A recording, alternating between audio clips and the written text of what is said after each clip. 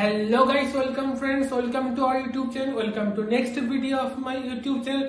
আজ কিন্তু আমি অনেক বড় একটা চাকরির খবর নিয়ে তোমাদের সামনে চলে এসেছি।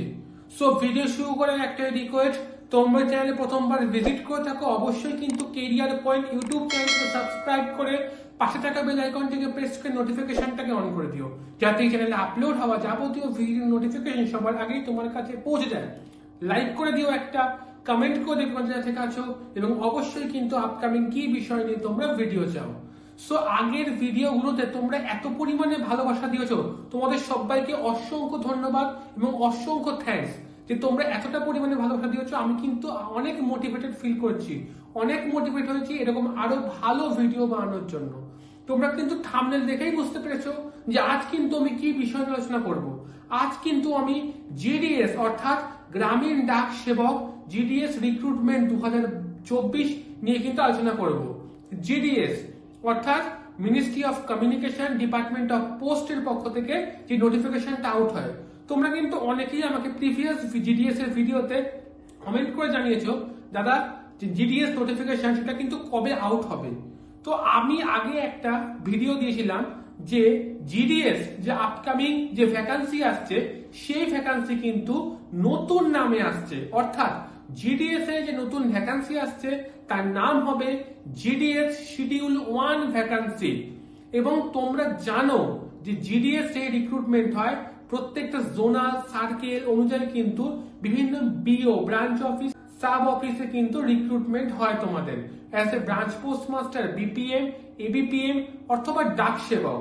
সো জিডিএস গ্রামীণ ডাক সেবক পোস্ট অফিস কিন্তু 5ই ফেব্রুয়ারি অবধি প্রত্যেকটা সার্কেলকে টাইম দিয়েছে তাদের আপকামিং কতগুলো করে তাদের ভ্যাকান্সি আছে সেটা কিন্তু জানানোর জন্য।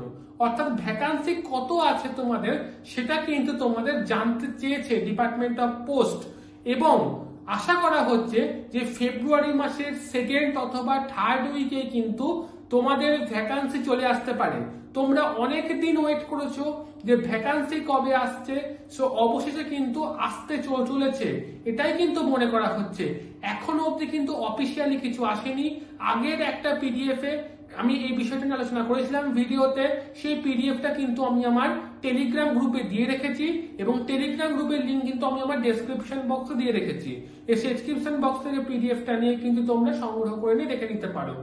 তোমরা কিন্তু আমাকে অনেকেই কমেন্ট করে জানিয়েছো দাদা 90% নম্বর বা 88% নম্বর বা 85% নম্বর হবে কিনা, আমাদের কোনো জিডিএস এর চান্স আছে কিনা, বা যাদের 75% নম্বর বা তার নিচে আছে 65% বা 68%, তোমরা অনেকেই তাদের কমেন্ট করছো না তোমার চান্স নেই।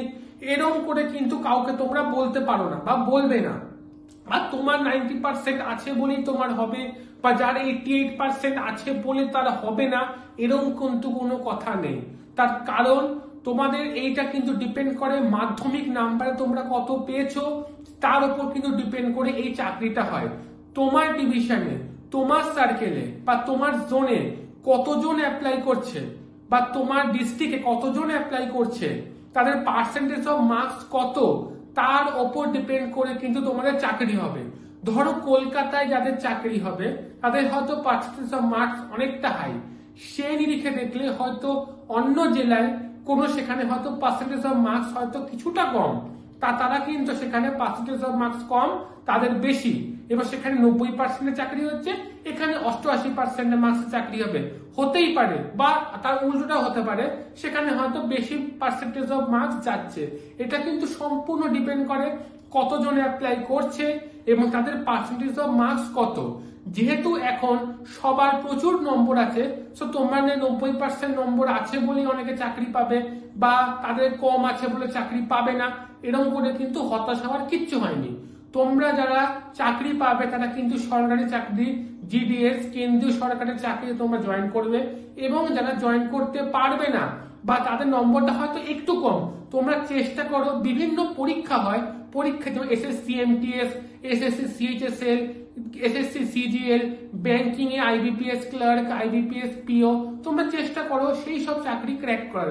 তোমরা জানো পাঞ্জাব ন্যাশনাল ব্যাংক পিএনবি কিন্তু পিওন রিক্রুটমেন্ট করে। সেই রিক্রুটমেন্ট এখনো কোনো অফিসিয়াল আপডেট আসেনি।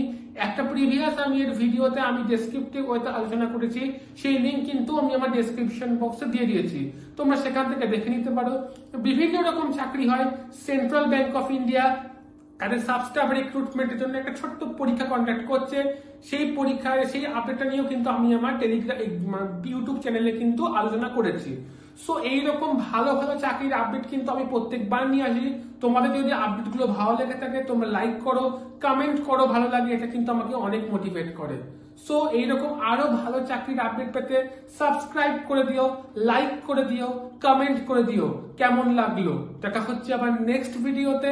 ততক্ষণ ভালো থাকো, সুস্থ থাকো।